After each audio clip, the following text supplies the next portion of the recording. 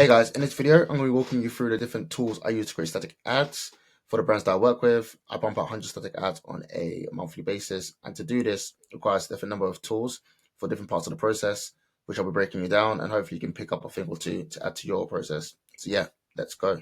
So for the different tools, I'm just going to basically separate it by section in terms of the different parts of the process. So create strategy and research first. So just to remove this, get over out the way. So LLMs is basically what I start with, and this is for the deep research feature. Personally, I use Claude, and I actually use a Brave MCP, Brave Browser MCP, which basically helps me to script internet, which is basically the same as deep research, right? And what I do is I ask it to basically create me this like market research report, which is about 40 to 50 pages long. And in the report, it basically breaks down the brand and the product, the desire and problem of the customers, and just maps it out. Competitor and market research, Amazon research. So it just helps me to look at the different Amazon products that are out there, which are, I guess, competing with the brand, and also getting some reviews around that product, whether it's positive and negative, to kind of see the gaps in there. Reddit research as well. So it gives me different Reddit threads and different Reddit subreddits to look through, as well as actual direct quotes from those threads, which is useful just to understand a bit more about the what the customers are thinking. Also, social media research looks at mainly TikTok, I'd say, to understand different hooks that are being used, which I can also use for static ads headlines, and also just different comments people are commenting on. And just again, it provides the links as well, so I can actually go ahead and watch those videos and kind of do my analysis and kind of find similar videos like that on there on TikTok to again look through further. And also does a market sophistication analysis, which basically helps me to overall let me know what the market sophistication is for this brand and this product, so I can know how to position it when writing ads. And also use it for, I guess, review mining and customer service mining. So basically, if I get reviews for a brand from their product page or Trustpilot, I get like a CSV. But if I want to make sense of it, I just want to map it. I want to mine it so I can actually get insights. And the main insights I like to get from it are the pain points, desired outcomes, purchase prompts, main USPs, unique features and benefits, perceived risk and uncertainty, objections, and previously failed solutions. And this basically just gives me like a good summary of what customers who have purchased have like think about a product, what problems they have, and actually it basically helps me understand why people actually purchase the product. And also this can just be used for the main messaging of the ads that I'm creating. So definitely worth doing it when you have a lot of reviews. And if you don't have many reviews, you can also You can also do review mining of your competitors as well, which also helps. You can also use it if you want to just ask it more specific questions about just some of the things you see in a report, and it can go dive deeper into it as well. And also can help you to do actual research into the actual problem, like scientific studies if it's relevant around the problem, or even around your solution if you've got mechanism. And this could also be used for some of your ads as well. But yeah, next is Reddit Answers as well. And this is great because previously there was a tool called GigaBrain which I used, which basically did what Reddit Answers did. But since Reddit Answers has been released, I think it got released like a couple months ago, it basically eliminates the need for GigaBrain. I think it's got a couple features anyway, but I just use Reddit Answers now, which is I find it great. And what it does basically is that it allows you to actually ask Reddit like questions, which then gives you answers based off what people are speaking about on Reddit directly. So it's basically like Reddit's own like AI. And what I use it for is to basically ask questions about my audience that I'm looking into to get real language. Because good thing about Reddit is that these are real people who are actually expressing some of the things they're going through. If you were to ask some of these things to like ChatGPT, for example, it wouldn't really like get the answers directly from the customer's mouth and actual customer's language.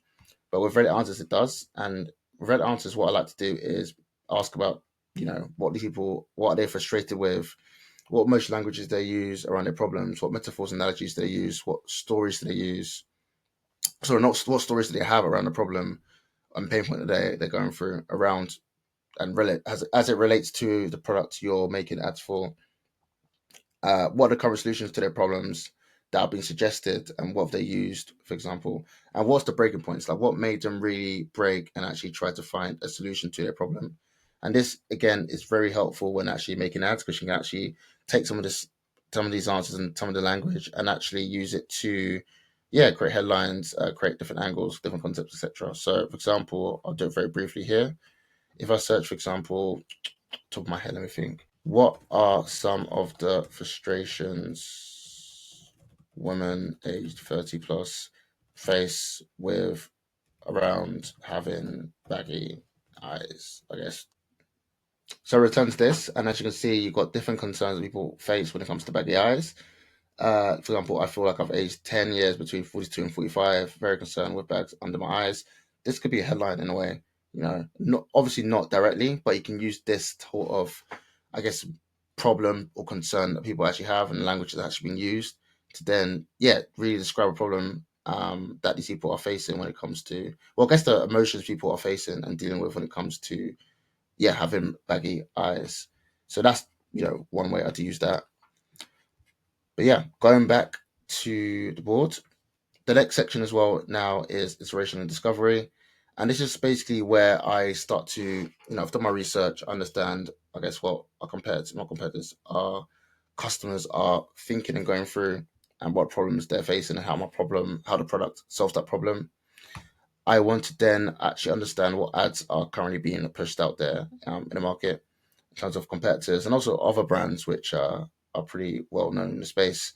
And I again use it for inspiration and sparking ideas. And the tools I use for that are Meta Ads Library, which is free. You just you can basically search any brand or any keyword and you just see all the ads that a brand is running.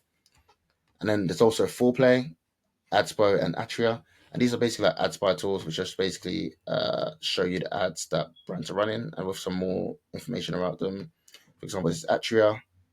What I like about it is that you can filter by format. So if I do image, and you can also filter on, I guess, these different themes like type of like ad types. You can also do by industry and if it's still running or not. But basically, it just gives you like a good, I guess, not summary, a good library of ads that you can get inspiration from. If you just search any keywords as well. Let's say I want to find ads for, I don't know, greens powder.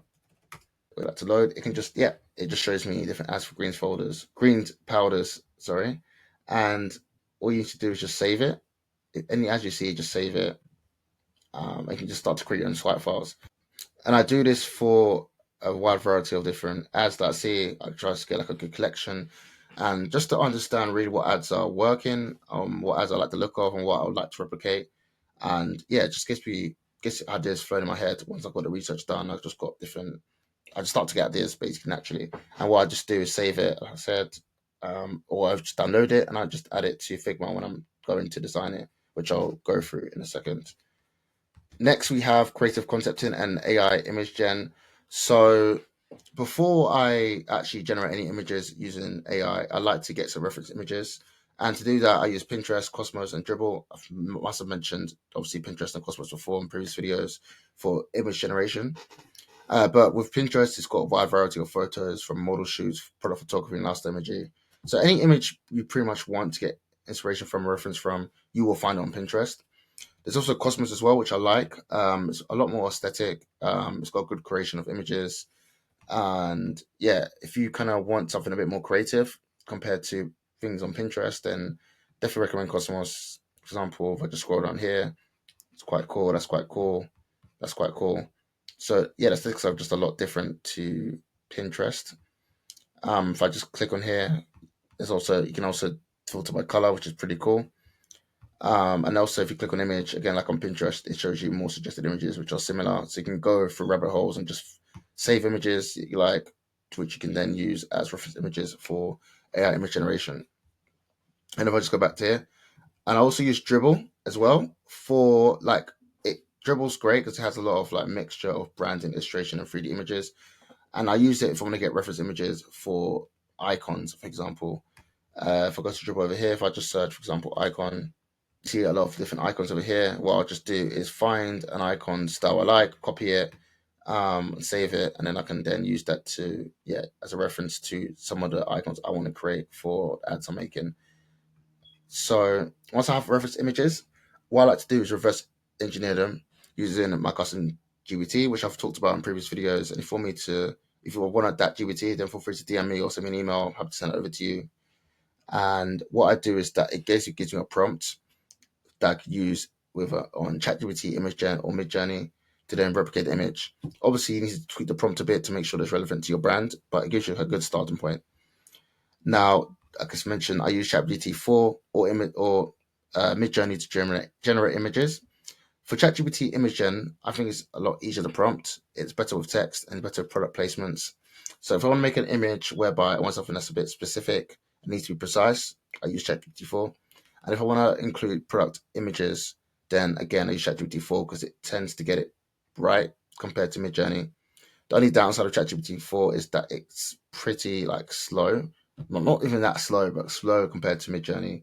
Um, and reprompting takes a while. Like you can't just like run multiple like ChatGPT Imagen at the same time. You probably can if you do different. If you do browser and then you do the web app, browser and then the actual app on your desktop or laptop.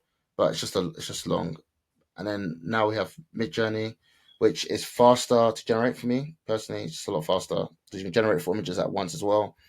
Better aesthetics as well, in my opinion, and you get more realistic humans, and it's better customization because of all the parameters. Downside of it is that yeah, again, it can get a bit weird with like product images. They released the Omni reference feature recently, which is it helps. But if your product has a lot of text on it and it's a bit unique, then it still messes that up. So yeah, you kind of need to just basically pick and choose when you feel like you need to use either or. But if you have to pick one, I'd probably just say ChatGPT 4 because yeah, it just gets it right most of the time. If you have time on your hands and you don't mind reprompting, then yeah, ChatGPT 4 is the best for that, I'd say. Then we have copywriting and messaging. So for copywriting, I personally use Claude Sonnet 4 and Opus 4. And I think it's just the best when it comes to copywriting because it's human like, it's got a conversational tone, and it feels less like AI. With ChatGPT, you can use it to create copy and write headlines, but as you guys all know, if you see something that is made using ChatGPT 4, it's quite obvious it's made written using ChatGPT. Unless you prompted correctly and you've given to it a lot of context, it's still yeah. If you haven't, then it just yeah sounds robotic. So I completely avoid ChatGPT when it comes to copy. It's got uh, it's got I guess use cases for it, but yeah, I don't think for ads is the best personally. And the good thing about Claude as well, which I like, is the Claude projects, and it allows you to basically store long term context for your brand. So you can store reviews, you can store the research, tone of voice within ad transcripts, swipe files, etc. into Claude, and that can help you to actually give it context to write better copy. And for example, this is Claude projects for Fifth Ray. So I'm going to show it for you guys. And again, over here, I've added comments from Facebook ads. I've also got Breakthrough Advertising. If you know, you know. I've got reviews from Luke's. I've got Trustpilot reviews. I've got the avatars of Fifth Ray. I've got some customer like survey results, and I also have the mass desires of Fifth Ray. So I've added as much information as possible to then basically give me a good basis and a lot of context to actually help me create ads for Fifth Ray to actually, yeah, more likely to convert. Also, I make sure to have like a master prompt that helps basically outlines those practices of direct response copy, especially for headlines. I think it's really important to give examples so that it knows what's a good ad or what's not a good ad in terms of headlines and copy. And yeah, that just makes it a lot easier for me to actually just start to generate headlines. And I feel like for any LLM, when it comes to actually writing copy, the more you give it, the more context you give it, the more examples you give it, the better the output. So don't sleep on giving it context. Always do the work up front to get as much research as possible and much information as possible so that when you actually are prompting, it's a lot easier and you can actually save yourself a lot of time. And the second tool I use for copywriting and messaging is Poppy AI. I'm not sure if you guys have heard of it, but it's pretty much like a AI whiteboard. I think that's how they describe it. And it's basically where you can link videos, websites, even an ads library, voice notes, images, social media content to an AI chat. So, for example, I'll just show you my board. It's a bit messy, but basically, I've got it for Fifth Ray again. And what it is that I've added just various different things to Fifth Ray. I've added the product page, I've added the website, all the different things you saw in the projects over there, and just some, yeah, description of what it is. Um, And I also have some of the winning ads that perform well. And I've got some notes here that just says from the last 30 days in the CVO campaign.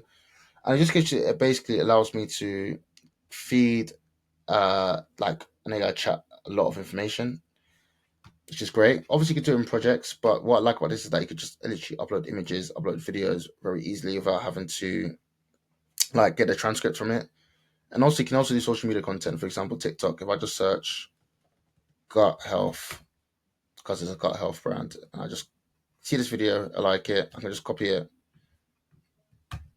and then paste it in there. It might take a while to generate, so wait. And it's loaded. And the good thing about Poppy AI is that it can actually not only get the transcript or the video, it can actually watch the video for you, so you can actually see what's in the video. So I find that pretty cool. And also, you can do it for YouTube as well. You can also add. I'm trying to think what else I'm missing. Yeah, everything's pretty much here. They can add. You can also do mind maps. You can do voice notes. Add even like reels as well. And yeah, Facebook ads. So yeah, it's pretty cool. Just add anything in there. And also, it's very good for copying ads. For example, if I get a ad and just download it, I think I had one. Let me just get one. So I've got this ad over here. You can literally just basically drag it in here, link it to the chat, and this basically be like, if I just put, for example, reference ad, what you can do is just basically ask the chat, which again is over here, and you can also link the chat to be whether it's Claude, you can use it to be Gemini, Grok, ChatGPT 4. So it's pretty cool. And what you can just do is basically ask it to basically copy or recreate this ad in terms of the headline and just edit everything, all the copy there based off the brand that you're working with. So you've given it all the context it needs to actually understand the brand and the tone of voice and the messaging, etc. Obviously, you need to then provide a bit more context when you do it, when you're prompting. But basically allows you to replicate any winning ads you see, performing well in any ads library that you see very quickly. So that's what I like about it. The only thing about it is the token. There's token limits, but if you use it sparingly and you're quite specific on what you're trying to create and you're just not wasting, I guess, time reprompting, then it's definitely worth it, in my opinion. It's a bit on the pricier side, but if you sign up with my link below, you can get $25 off if you're interested. Now, the final part is design and production, which is where the magic happens. And the first tool I use for it is Photoshop. And basically, what I use it for is to basically polish any AI generated images and removing any like visual noise before I actually add it to the final layout. And it just allows me to have full creative freedom as I can take an AI generated image from 80% to 100%. And this is great for when you want to actually fix problems where the product label or product render that you've generated using AI doesn't come out the way you expected, because what you can do is basically add the product render into the scene and also all the product label into the scene so that your image that you've created looks a lot more polished and a lot more realistic. And I do have a video on that on my channel about Photoshop to polish or AI image to polish. If you're just gonna go for my channel, you'll see it. And I also use it for generative fill to basically extend backgrounds. So this is really good if, for example, I generate an image and I want some more space on the top to add a headline. I just go on Photoshop, make the image smaller in a 1080 by 1080 canvas, and then just basically fill out the entire space, and it basically matches the actual background. And I also use it to remove distractions. So if I see something in an image that I don't want to be there, I can easily remove it again using AI. And I can also use it to generate missing image parts again using AI. So the beauty of Photoshop right now is that it's got a lot of AI features. So if you're just a beginner using Photoshop, you can easily pick it up and actually do some of these basic stuff. There's a lot of tutorials on YouTube as well. Look, Pixelperfect, he's probably the guy when it comes to Photoshop tutorials, so definitely recommend him. And again, it allows me to basically fine tune lighting, shadows, and tones to match brand aesthetics. So it just allows me to basically just make an image just feel more like crisp and clear and just more cohesive to the entire aesthetics I'm making in the campaign. And then there's obviously Figma. This is where I basically create the statics itself. So once all the research is done, I've got a copy, I've got the images, I then bring it into Figma. And I love Figma because it's just the best when it comes to collaboration. It's easy to share feedback with team or your client. And it's also cloud-based, so it makes it convenient and versatile. And it's fast, flexible, and easy to use. If I just show you, for example, what I also like about it is the fact that you can just lay out all your statics on one board. With Canva, not to like shave Canva, Obviously, there's a time and place to use Canva if you're, just starting out. But with Canva, it can get a bit clunky when you want to like create various ads with various different formats. But with Figma, you can literally lay out all your ads and all the variations you have and all the different formats in terms of if you want it to be a 1 by 1 or by 9 by 16 for story and reels. And it's just a lot. It's just fast to use. Like if I want to create another variation, I can just copy and paste, and it just change. It gets added over there. Change the name of the thing to be V4. Change the text pretty quickly, and it's just a very quick and easy experience once you kind of understand the basics. Takes a bit of time, but it's definitely worth investing time to learn in it because it can be used for website design, email design, landing pages, everything like that. So it's definitely worth the time to do that, and it's also free, like I said before. And also, it's got plugins. For example, I've got like an arrow plugin if I want to add some arrows, so I don't have to kind of go on other websites to get like different images, which is great. It's also got like icons you can use as well, using flat icon. You can use it for pretty much anything. So it's basically like an all-in-one platform, and it just again makes it easy to design statics on there. But yeah, that's pretty much it. Those are the tools I use. Hope you guys were able to grab a tool or two to add to your tool stack. And if you're an e-commerce brand looking to scale your static ads output from someone who's got a lot of experience working with 7 to 9 figure e-commerce brands, then book a call with me below and we can see if there's a right fit. But yeah, peace.